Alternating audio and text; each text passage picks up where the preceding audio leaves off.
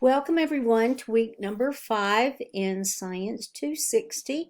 We are continuing on with your STEM topic, and you're going to learn about drawing conclusions from the data that you have collected from your sources. So let's see what we've got going on.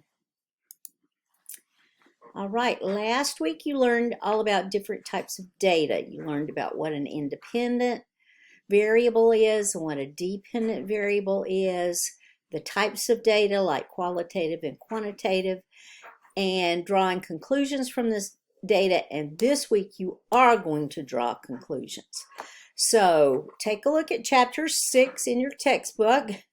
It's a really good chapter. I like all the examples that they give having to do with the process of science and issues that come up in science. And so I'm going to give you 2 of these examples in just a second. So serendipity in science is where, wait a minute, let me move my face. There you go. Serendipity in science is where something happens by chance, but you take advantage of it because you understand what it means. So chance happenings that occur that then allow you to continue on with your science. There are ethical dilemmas. There are all kinds of ethical dilemmas, especially now, and especially in the field of genetics. So we can do a lot of genetic manipulation in organisms because we have a tremendous number of enzyme systems now that will help us go into the DNA and snip out and add different pieces of DNA all through the genome. The problem is this would change human DNA, and so there are a lot of ethical issues about that. And so right now you cannot do genetic manipulation in human embryos, not yet. We've got to work out the ethics of this first. Unexpected results, sometimes you don't get the results that you think you're going to get. And sometimes this leads to fantastic, amazing, earth-changing conclusions that you reach because of unexpected results. Sometimes you develop unpopular conclusions, like everybody else doesn't want to believe that. So should you be publishing that? Yes, you should. You absolutely should if you're a scientist. A lot of the time, negative results don't get published, and this can be detrimental to science. And really, we need to know negative results as well as positive results. All right, you're going to watch a video. It's real short, a couple of minutes, about drawing conclusions. What did you learn from your results? How do you interpret this data that you have seen? And what are your next steps? And that's what you always need to be thinking about in science as you do your science. What are the next steps? What do you do from here? Can you think of new experiments to do? Can you think of new questions?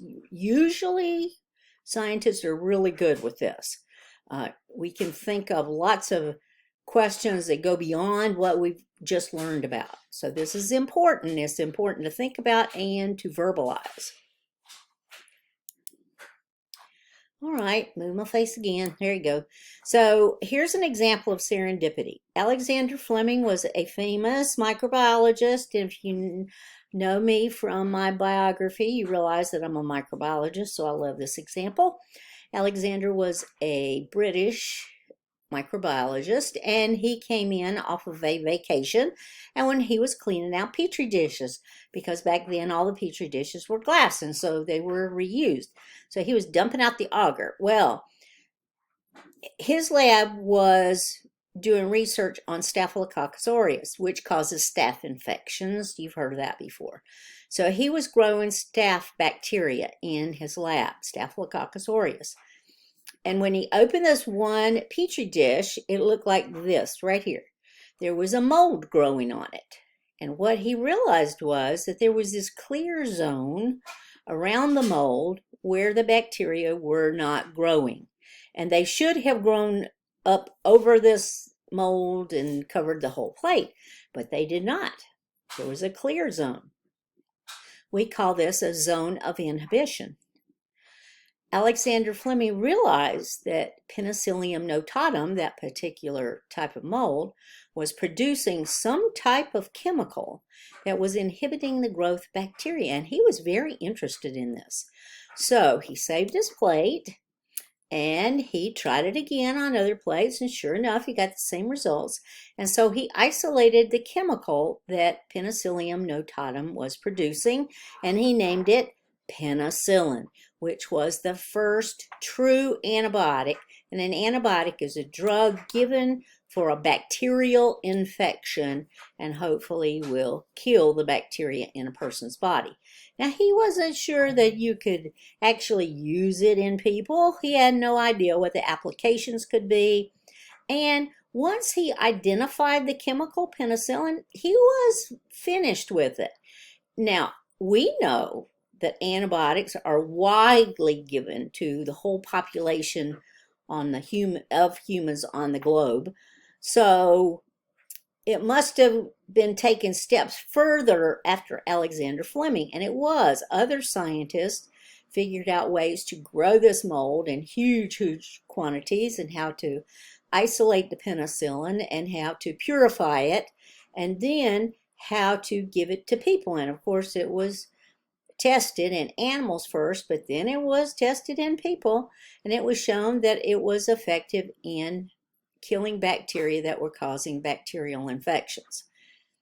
All from Alexander Fleming discovering this mold on a petri dish in his lab. This is his work right here. Then, ethical dilemmas. There are ethical dilemmas that come up in science, and one of them is right here. Let me move my face again. Here we go. So, and I have this book too, right here. Here we go. The Immortal Life of Henrietta Lacks by Rebecca Skloot. Okay, this is a great read. It absolutely is. It's not written by a scientist. It's written in a conversational way, and it's all about Henrietta, her life, and her family, and what has happened since she passed away. Henrietta Lacks was an African-American woman who lived in the 1950s, and she had an extremely aggressive form of cervical cancer caused by herpes that she had gotten from her husband. And that was discovered later, but she had this very aggressive type of cervical cancer.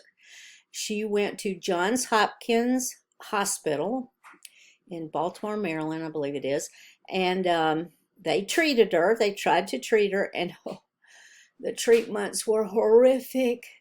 They put radioactive pellets onto her cervix, sewed them on, and sewed her vagina shut, and it basically burned away her cervix.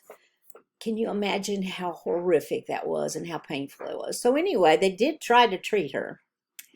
At the same time, they took specimens from her cancer on her cervix, and they discovered that in cell culture, these cells just kept growing. They just kept dividing and dividing and dividing. Now, why is that important? Because normal cells have a specific lifetime. They have a specific number of life cycles that they can go through before they just die. Henrietta Lacks' cervical cancer cells did not die, and this is where we get immortal from. These cells are immortal, and they are still alive and being used in labs all across the world right now as we speak, and this happened in the 1950s. Well, why is this an ethical issue? Because Henrietta Lacks was never asked if she was willing to donate her cells. She never profited from this. Now, there are huge companies that sell HeLa cells. You see where it comes from? Henrietta Lacks. So we call these HeLa cells. There are companies that sell these cells. There are researchers who buy these cells. And so there's a lot of money that has been exchanged over all these decades for HeLa cells. Henrietta Lacks got no special kind of medical care because of this. She had no insurance, of course. She got no special care. Her family has never benefited from this at all in any way, shape, or form. And she did die from her cervical cancer. It was horrific, terrible time for her because it was extremely painful and the treatments were painful. And yeah, she died from this. So this is the ethical dilemma. Should she have been informed about this? Yes. Should her family have been informed? Yes. Should they all have given permission? Yes. Should they all have profited the same way that the big companies did? Yes, but that has not been the case. Now, if you want to know how widespread the use of HeLa cells is, even to this day, these came from her original cells. I looked it up today. More than 122,000 scientific articles have been published in PubMed as of today that have used HeLa cells for research. That's a gigantic number of scientific experiments that have been done using HeLa cells. So it's a great read. I suggest it. So I hope you get the book and I hope you read it. All right, what else? What do we have going on this week besides reading that chapter 6? You have discussion board postings. Restate your STEM issue and your question because, of course, we've forgotten in this time what your issue was. And then, how will society be impacted by your issue or your question? Right? Why is this important? Who cares? That's very important. That's very important to be able to describe because some people will say, oh, ocean acidification. Big deal. That doesn't affect me. Oh, yes, it does. So how will society be impacted? Use examples, use explanations, right? You just don't say it in a sentence. Whenever it says explain, you got to write a paragraph at least. Paragraph is 3 or more sentences. Just saying. So that's your initial post. Always due by Thursday evening. You have 2 response posts due, and what you're going to do is read what your peer has written, and you're going to see what your thoughts are about their explanation is about the importance of their topic to society and how can society benefit from this research, right? So you're giving your opinion about what they have said. The response posts are due by Sunday evening. Then you have your Module 5 assignment. There is no template as far as I can see. I couldn't find one. So anyway, and you've had a template up until now. The Module 5 assignment. Restate your STEM issue and your question. Okay, then draw 1 or more conclusions about the information that you've gathered from your sources. You already looked at the data. So what did you learn? So that's what you're trying to figure out. What did you learn from the data that you read in your 3 to 5 sources? Okay? And that means you should have come to some kind of conclusion or more than one. Explain how this relates back to your question.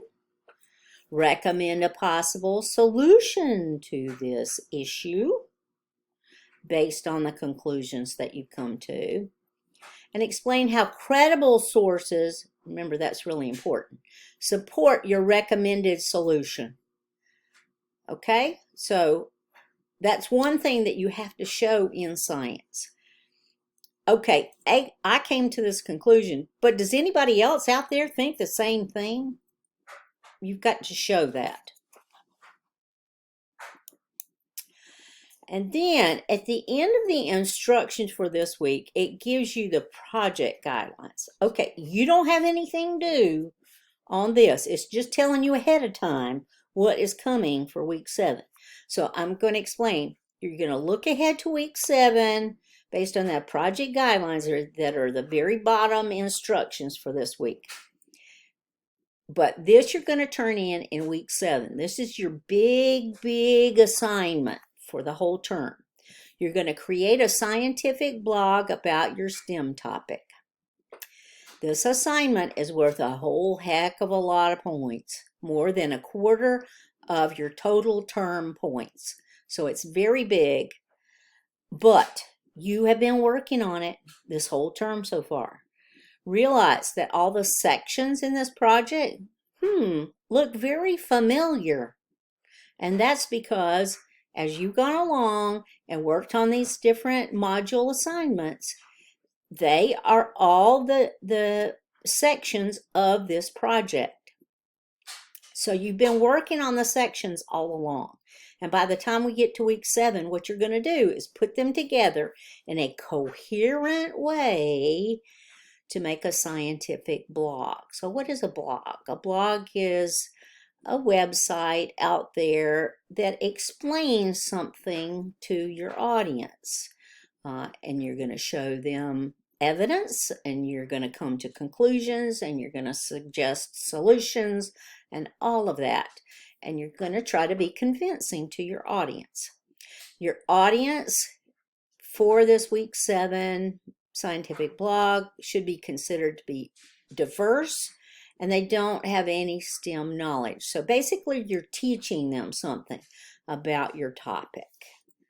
All right, so just looking ahead to week 7, because we're on week 5 now, but week 7 is coming, and it's a really important week. And because all of these sections relate to week number 7, I'm going to move my face again. There we go. The tip of the week this week is to use your feedback from me to improve your work. And so you should be looking back through your feedback for all these different weekly module assignments and improve your work so that you have a really tremendously good project for week number 7, your scientific blog. Okay, if you need anything this week, please just let me know. m.sigmon@snhu.edu. I'll be glad to converse with you through email. Just let me know if you need anything. Okay, have a great week number 5.